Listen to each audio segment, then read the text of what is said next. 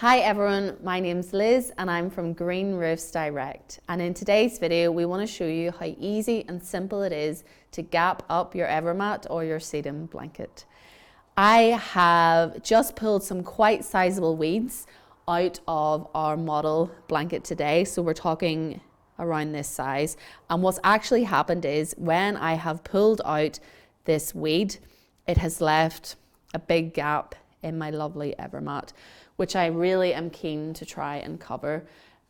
We have a video on weeding your EverMat, and it is actually really good to go and look at that because it talks about how getting in nice and early for your weeds will make a big difference, and that's really how you would avoid creating large gaps on your blanket. But if you have larger weeds which have bigger root systems will then mean that it will leave a larger gap.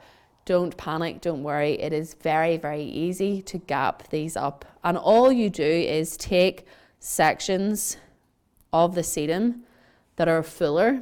So you can see over here, we've got some lovely, really full growth of sedum. And I have pulled little bits out. I can see there's loads and loads of little baby roots growing on the sedum already. And I'm just going to place the sedum cuttings over the top of this. Now, you want to get in nice and low to the sedum so that you actually see the little roots that are poking out. And this is really, really effective for gapping up your sedum blanket.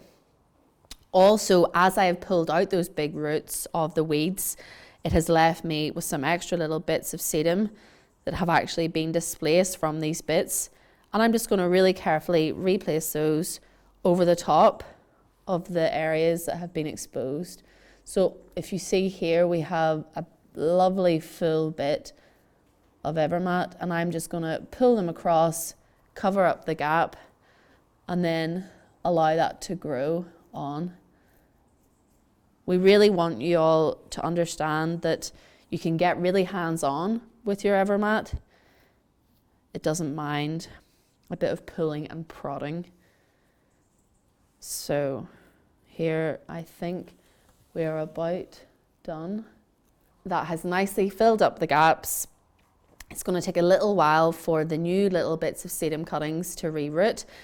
Once you do some weeding, it's ideal if straight after you've done that, you can fill up the gaps. You don't want to leave too long because you want to quickly get these covered, because it's those big gaps of blanket that have a nice open bed for more weeds to seed in. I hope you guys have found this video useful to show you that bare patches on your sedum blanket are not a problem, and they can actually be really easily filled in by using the sedum that you have already growing on your EverMat. Thanks very much for watching.